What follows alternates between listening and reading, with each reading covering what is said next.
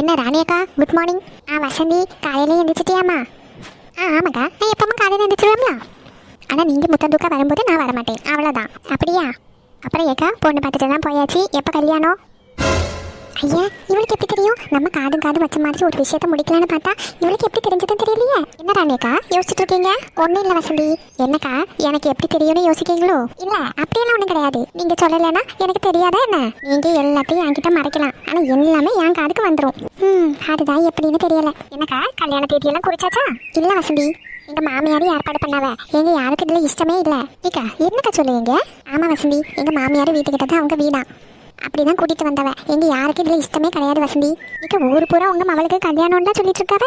ஐயா, அப்படியெல்லாம் ஒண்ணும் கிடையாது வசந்தி. ஒண்ணு பக்கம் வந்தாவ, எங்க மகளுக்கே தெரியாது. அவ நல்லா படிக்கணும், வேலைக்கு போகணும்னு சொல்லிட்டு இருக்கா. நீ பாட்டுக்கு யாருக்கிட்டையும் அவளுக்கு கல்யாணம் அப்படி இப்படின்னு சொல்லிடாத வசந்தி. ஆமா, நான் தான் சொல்லிட்டு தெரியும் எல்லாம். நீங்க தான் எல்லாத்தையும் என்கிட்ட மறைக்குவீங்க. ஆனா ஊரு பூரா எல்லாருக்கும் தெரியும் உங்க மகளை பொண்ணு பார்த்துட்டு போனது. ஊருக்குள்ள உங்க மகளுக்கு கல்யாணம்னு பேச்சே வந்தாச்சு. என்ன சொல்லுங்க வசந்தி? ஆமா, நீங்க பாட்டுக்கு நான் தான் சொல்லிட்டு தெரிஞ்சேன்னு சொல்லிடாதீங்க. எனக்குலாம் இதை பத்தி ஒன்றும் தெரியாது. நீங்க என்கிட்ட எதுவும் சொல்ல மாட்டீங்க. ஊருக்குள்ள பேச்சு அவங்க சொல்லிதான் எனக்கே தெரியும். அப்படியெல்லாம் இல்ல வசந்தி. யாராவது அப்படி கேட்டாவன்னா சொல்லிடு. பார்த்துட்டு தான் போனாவ. எங்க யாருக்கும் இதுல விருப்பம் இல்லை பார்த்துக்க. பிள்ளைய படிக்க வைக்கணும்னு தான் நாங்க 2 பேரும் பேசிட்டு இருக்கோம். சரிக்கா, உங்க குடும்ப விஷயம், நான்லாம் அதுல தலையிடக்கூடாது. என்னம்மா இப்படி பேசுக?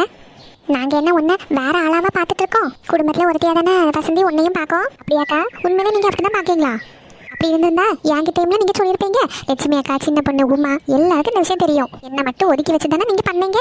எல்லாம் தெரிஞ்சுட்டு தானே வந்திருக்கா. இப்ப என்ன பண்ணி இவ்வளவு சமாளிக்கிறதுக்கு? அப்படி இல்ல வசந்தி, உங்ககிட்டயும் சொல்லணும்னு தான் நினைச்சேன். ஆனா ஒன்னு அன்னைக்கு பார்க்கவே இல்லையா, அதான். ஏக்கா, நீங்க சும்மா சமாளிக்காதீங்க. போங்க, வேலையில ஏதாவது இருந்தா போய் பாருங்க. நீ ஒன்னும் குறைச்சிக்காத வசந்தி. ஐயா, எனக்கெல்லாம் ஒன்றும் கோவம் இல்லக்கா. நீங்க சொல்லலைன்னா உங்க வீட்டில் நடக்கிறது ஒண்ணுமே தெரியாதா என்ன? இப்போவும் ஊரு பூரா பாட்டாயிருக்கு. யாரு சொல்லியிருப்பாவ? எனக்கு இந்த விஷயம் பத்தி தெரியவே செய்யாது. நீங்க நம்பி சொன்னவங்க யாரா இருந்தானே ஊரு பூரா இப்படி பேசியிருக்கணும். எனக்குலாம் இந்த விஷயம் நாளைக்கு நைட்டு தான் தெரியும். ஊர் பூரா பேச்சா இருக்கு. அப்போ நீங்க நம்பி சொன்ன யாரோ ஒருத்தர் தான் இந்த விஷயத்த வெளியில சொல்லியிருக்கணும். அது யாருன்னெல்லாம் எனக்கு தெரியாது. நீங்க என்கிட்ட இந்த விஷயம் சொல்லியிருந்தா என் வாயிலிருந்து வெளியவே போயிருக்காது. ஆனா நீங்க நம்பி சொன்ன 3 பேர்ல யாரோ ஒருத்தர் தான் வெளியே போய் போட்டு கொடுத்துருக்கணும். ஐயா, அவங்க அப்படியெல்லாம் ஒன்றும் கிடையாதுமா. ஆமா, நீங்க தான் அப்படி நினைச்சிட்டு இருக்கீங்க. எனக்கு என்ன, நான் உண்டு என் பாடு உண்டுன்னு இருக்கேன். குளிச்சு விட்டாச்சு. இனிமே அவங்க பார்த்துப்பாவ. அவங்க 3 பேர்கிட்டையும் சொல்லுவாங்களாம், நம்ம கிட்ட சொல்ல மாட்டாங்களாம். கேட்டா நீயும் என் குடும்பத்துல ஒருத்தி மாதிரி தானே பெரிய சவுடால் அடிக்க வேண்டியது. இந்த விஷயத்த நாம தானே ஊரு பூரா பரத்தணும். இனி அவங்க 3 பேர்ல யாராவது ஒருத்தர் நினைச்சிட்டு மண்டே பிச்சுக்க போறாவ.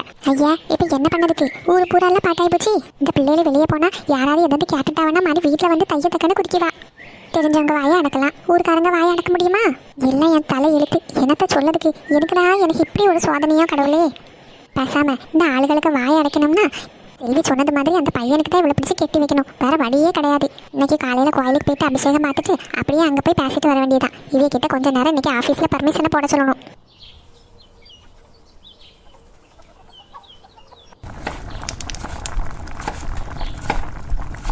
லட்சுமி, வாங்குங்க. சொசைட்டிக்கு பாலெல்லாம் கொடுத்து விட்டாச்சா? ஆமாம் லட்சுமி, இப்போ தான் எல்லாம் கொடுத்து விட்டேன். கொஞ்சம் இருங்க, டீ போட்டு தரேன். இந்த பால் அடுப்பில் வச்சுருக்கீங்க, ஒரு 10 நிமிஷம் நான் போட்டு தரேன். இருக்கட்டும் லட்சுமி. என்ன காலையில் இன்னைக்கு சமையல் வேலையெல்லாம் நடக்கு? ரொம்ப மத்தியானம் தானே வைப்பேன். இன்னைக்கு கோயிலில் முருகருக்கு அபிஷேகங்க. காலையிலே பார்க்க போகணும்னு நினச்சேன். அதான் உங்களுக்கு சாப்பாடெல்லாம் வச்சுட்டோம்னா தந்து விட்டுருவோங்களா? அப்படியா? நான் தோட்டத்துக்கு போகும்போது எல்லாம் தந்துருவியோ? ஆமாங்க, எல்லாமே வச்சாச்சு. இன்னைக்கோட திருவிழா முடி. அதான் கோயிலுக்கு போயிட்டு சாமி கும்பிட்டுட்டு வரலான்னு நினச்சேன். லட்சுமி, நீயா நம்ம பையன் வீட்டுக்கு போகவே இல்லை? போயிருக்கலாம்ல? இல்லைங்க, அவங்க அம்மா அப்பா எல்லாரும் நிற்காவ. நானும் போய் அங்கே நின்னா நல்லா இருக்காது. ஏன் லட்சுமி, நம்ம பையன் வீடு தானே? ஆமாம், நம்ம பையன் வீடு தான். நீங்கள் வர மாட்டீங்களா? ஐயா, நான் எதுக்கு? நீங்கள் ஏன் போக மாட்டீங்க? அந்த மாதிரி தான். நான் இல்லைனாலும் வர மாட்டேன்ல லட்சுமி. நீ எப்பவும் அங்கே தானே நிற்பேன். ஆமாங்க, ஜனனிக்கு கூட மாட ஏதாவது வேலை பண்ணணும்னா வேலை பண்ணி கொடுப்பேன். இப்போ தான் அவங்க அம்மா ஆச்சி அவங்க அப்பா எல்லாரும் நிற்காவல்லாம். போதா குறைக்கு பூ மாதிரி அங்கே தான் நிற்கா. நானும் போய் இடையில நின்னா நல்லா இருக்காதுங்க. அதுக்கு தான் நான் போகவே இல்லை. நீங்கள் இங்கே தனியாக தானே இருக்கீங்க. உங்களுக்கு சமையல் எல்லாம் செஞ்சு தரணும். நானும் அங்கே போய் நின்னா எத்தனை நாள் நீங்கள் தோட்டத்திலேயே வச்சு சாப்பிட்டுட்டு இருப்பீங்க. இல்லை லட்சுமி, நான் அதுக்கு சொல்லலை. நீ போகாமல் இருந்தேன்னா நம்ம பையன் எதுவும் தப்பாக நினச்சிக்க போகிறான். இல்லைங்க, நான் தோட்டத்துக்கு வரும்போதே அவன்கிட்ட சொல்லிட்டேன். அவன் புரிஞ்சுக்கிடுவான். சரி, நீ போகாமல் இருந்தா ஜனனிக்கு அம்மா கேட்க மாட்டாவளா? இங்கே கொஞ்சம் வேலை இருக்குன்னு ஏதாவது சொல்லி சமாளிச்சிடுவேன். எனக்கு ஒரு மாதிரி இருக்குங்க. சரி லட்சுமி, இன்னைக்கு கோயிலுக்கு போயிட்டாவது கொஞ்சம் அங்கே தலையை காட்டிட்டு வா. அப்புறம் நீ போகாமே இருந்தேன்னா ஏதாவது நினச்சிப்பாவ. சரிங்க, போகிறேன். நானும் ராணியக்காலம் தான் போகிறோம். ராணியக்காலும் அங்கே போகணும்னு சொல்லிட்டு இருந்தாவ. அவங்க அண்ணனும் மைனியும் வந்திருக்காவலாம் ஊர்ல இருந்து. ஆக மொத்தத்தில் அங்கே நிறைய பேர் இருக்காவ. ஆமாம், அதனால ஏதோ விஷயம் பேசணும், அங்கே போகிறேன்னு சொன்னா.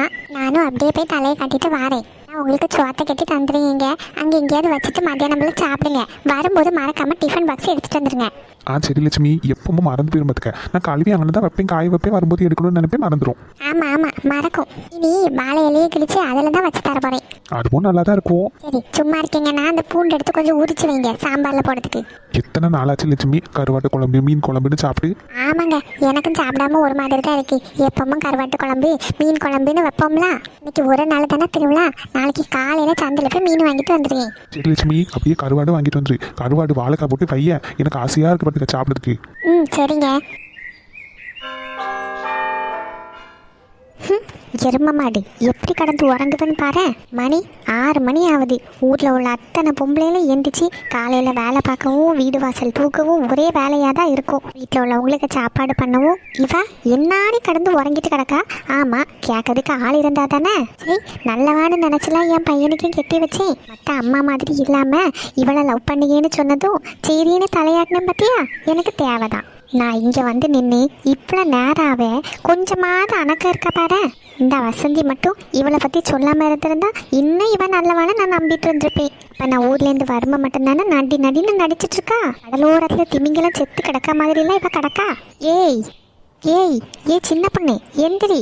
நேரம் எவ்வளவு ஆச்சுன்னு நினச்சிட்டு இருக்க. இப்படி கிடந்து உறங்குக. காலையில் இந்த வீட்டில் டீ காஃபின்னு போட்டு தரதுக்கு யாராவது இருக்காவளா? என்னல இந்தம்மா காஃபி. ஏய் காஃபி நீயா போட்டு எடுத்துட்டு வர? ஆமாம்மா. வீடு விளங்கிரும். ஆமா இதை திமிங்கல மாதிரி விடுத்தி கிடக்கால. இவளை எதுக்கு கல்யாணம் பண்ணி கூட்டிட்டு வந்த? ஏம்மா என்னம்மாச்சு? ஏய் இந்த வீட்டில் பொண்டாட்டி இவளா நீயா? அவ பண்ண வேண்டிய வேலையெல்லாம் நீ பண்ணிட்டு இருக்க. வீடு வாசலெல்லாம் தூத்து கோலெல்லாம் போட்டாச்சா? ஏமா என்ன அவளை எழுப்பி அவளை வேலை வாங்கத்தை விட்டுட்டு அவ பண்ண வேண்டிய வேலையெல்லாம் நீ பண்ணிட்டு இருக்க? ஏம்மா நேற்று கோயிலுக்கெல்லாம் போயிட்டு சின்ன பொண்ணு வரும்போது ரொம்ப லேட் ஆயிட்டுமா. அதான் காலையில் ஒரே தலைவலின்னு படுத்திருந்தா. எந்திரிச்சாம்மா நான் தான் படுத்துக்கோன்னு சொன்னேன். இதை நான் நம்பணும். ஏம்ல இவளை மாதிரி நாமளும் தானே கோயிலுக்கெல்லாம் போயிட்டு வந்தோம். நான் காலையில் எந்திக்கலையா நீ எந்திக்கலையா? ஓ திருவிழா போய் பாரு. எல்லா பொம்பளையிலும் காலையில் எந்திரிச்சு வீடு வாசலெல்லாம் தூத்து கோலெல்லாம் போட்டு வீட்டில் உள்ள வேலைங்களெல்லாம் பண்ணிட்டு இருக்காத. இவன் ஒருத்தி தானதுல இப்படி இருக்கா. ஒன்றுத்துக்கு உதவாக்கறையே கல்யாணம் பண்ணிட்டு வந்திருக்க நீ. ஏம்மா இன்னைக்கு ஒரு நாள் விட்டுருமா, நாளைக்கு காலையில் அவள் எந்திரிச்சிருவா. இந்தம்மா நீ டீ குடிமா. நான் டீயை குடிக்கேன். காலையில் உள்ள சாப்பாடுக்கு என்ன பண்ண போற? ஏம்மா அதுக்குள்ளே சின்ன பண்ணி எந்திரிச்சிருவாம்மா, நீ இந்த டீயை மட்டும் குடி. கொண்டா. சரி என்ன வாழ்க்கையை வாழ்ந்துட்டு கிடக்கானோ தெரிய மாட்டேக்கு. அப்பமே சொன்னேன் இவ்வளவு சட்டத்திலையும் எப்படி புரட்டை விட்டு உறங்கிட்டு கிடக்கான்னு பாரு. இவெல்லாம் ஒரு பொம்பளை. சரி காதுக்குள்ளே என்னது இது கொசு சத்தம் போட மாதிரி.